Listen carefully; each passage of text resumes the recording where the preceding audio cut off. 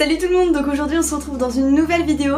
Comme vous avez pu le voir dans le titre, on va parler MIH. Donc si tu aimes les maths et l'économie, et je t'invite à poursuivre la vidéo.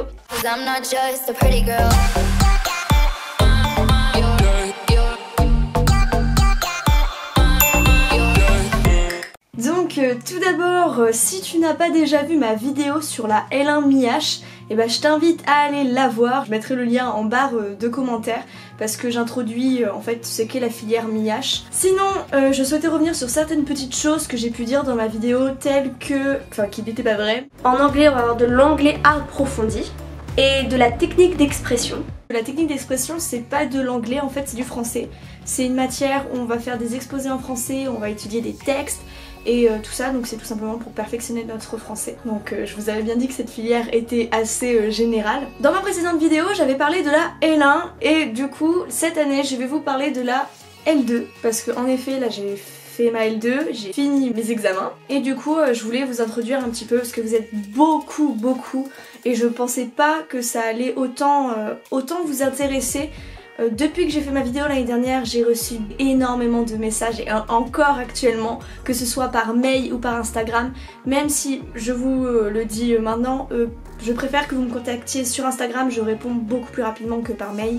Du coup, je vais introduire la L2 MIH. Donc tout d'abord je vous mettrai un exemple d'un emploi du temps de L2, toujours à la faculté de Caen, que je donne bien sûr cet exemple, c'est juste un exemple, c'est pas forcément général dans toutes les licences MIH en France. Là je vous montre celle de Caen, donc je vous la mettrai ici.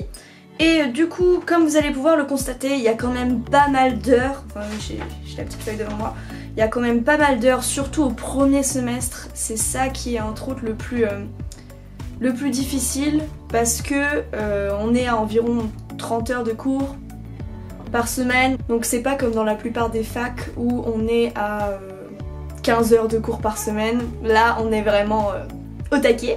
Du coup, comme vous allez pouvoir le voir, par exemple, on pouvait faire des journées où on commençait à 8 h et on finissait à 19 h et je vous assure que c'était plutôt hard comme journée, très fatigante. Beaucoup m'ont demandé la L1, du coup comment je l'avais vécu et concrètement, si tu bosses sérieusement, si tu vas à la BU, comme quelqu'un qui sait un petit peu bosser avec autonomie, quoi. Tu peux bosser avec des gens de ta classe et ça je te le conseille fortement. Et ça a été plutôt bien, j'ai fini avec 11,5 de moyenne générale, en venant, je le rappelle, d'un bac ES SPMAT, ce qui est plutôt pas mal, je trouve. Pour vous introduire la L2 a été beaucoup plus difficile que la L1 parce que toutes les lacunes qu'on peut avoir en ES par rapport à la trigonométrie, tout ça, ça va nous rattraper parce qu'on n'avait pas forcément le problème en L1 mais ça nous rattrape de ouf en L2. Donc le premier semestre était particulièrement difficile, il y avait beaucoup d'heures de cours et les examens étaient très difficiles, que ce soit pour les ES ou pour les S. Je dirais que le taux de réussite au premier semestre, de l'avoir validé, est faible. Le semestre 2 était beaucoup plus facile. Du coup, pour petit rappel, en fait il n'y a pas trop de changements par rapport à la L1 au premier semestre au niveau de l'emploi du temps et des matières. C'est-à-dire que, certes oui, l'emploi du temps change, mais on a toujours les mêmes matières.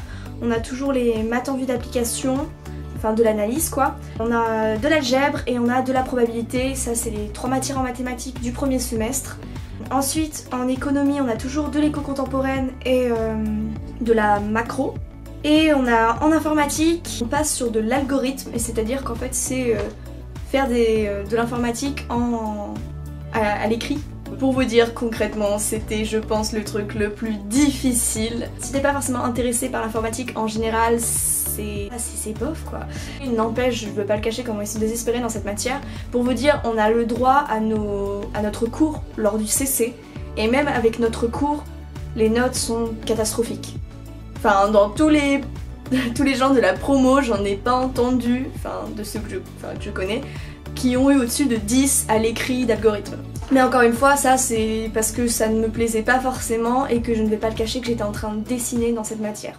Mais c'est bien la seule matière où je fais ça parce que sinon les maths j'adore ça, donc il n'y a pas de souci. Donc au final la seule matière qui change un petit peu par rapport à la L1 c'est l'informatique. Et on a toujours de la technique d'expression, donc comme je vous l'ai dit, la technique d'expression en fait c'est du français, où on va faire des exposés en groupe. Et on a toujours de l'anglais. Donc vous voyez que cette filière est toujours générale. Il y a des maths, il y a de l'économie, il y a de l'informatique, de l'anglais et du français. Ce qui change au deuxième semestre, on n'a plus de probabilité et il y a 2 nouvelles matières qu'on ne connaissait pas en L1 et au premier semestre de L2 qui vont apparaître. C'est-à-dire qu'on va avoir de la comptabilité et on va avoir du calcul économique. C'est quoi la compta? En fait, on va faire des tableaux de bilan, des comptes de résultats, des bilans fonctionnels et c'est très facile. Sincèrement, si tu te concentres bien en cours, c'est vraiment une matière où tu peux avoir une bête de notes au partiel. Et en calcul économique, en fait, on va s'intéresser à des projets et savoir si ces projets sont rentables ou non. On va faire tous les calculs autour, calculer la vanne, calculer le tri, calculer la créa, le créu. Donc tous ces termes-là, vous les verrez du coup quand vous aurez cette matière-là, mais en fait tout ça est dans le but de voir si un projet est plus ou moins rentable. Et du coup on a toujours de l'algèbre et de l'analyse au deuxième semestre et on a de la micro au lieu de la macro et on a de l'économie contemporaine. Je vais vous donner plus de détails sur les débouchés de cette filière parce que j'avais pas été très explicite la dernière fois, donc je vous donne tout ça. Donc j'avais fait une petite feuille où j'avais tout noté dessus.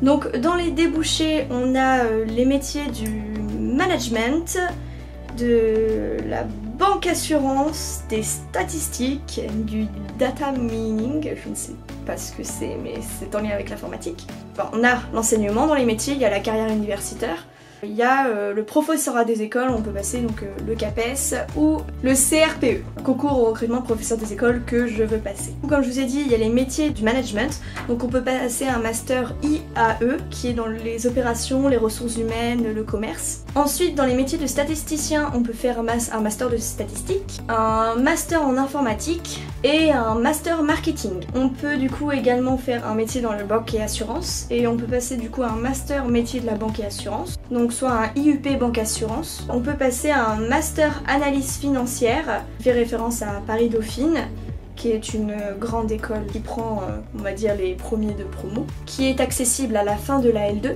On peut faire une demande pour rentrer dans cette école.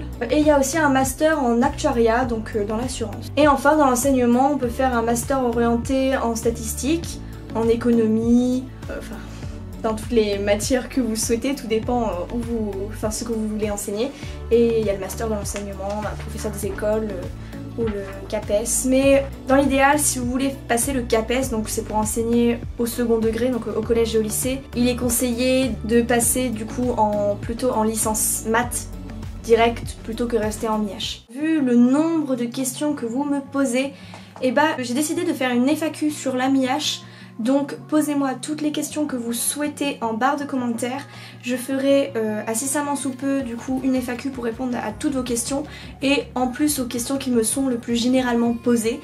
En tout cas, j'espère que cette vidéo vous a plu, que vous en avez encore appris un petit peu plus par rapport à la MIH. J'espère vous avoir aidé et en plus, sachant que vous devez faire actuellement vos choix sur Parcoursup, j'espère que ça vous aidera un petit peu ou que ça vous incitera à croire en vous et à vous dire que vous pouvez aller dans cette filière, car je le répète encore, je viens d'un bac ES SPMAT et je m'en suis totalement sortie. Croyez en vous, c'est largement faisable. En tout cas, je vous fais plein de gros bisous et on se retrouve très vite dans une prochaine vidéo.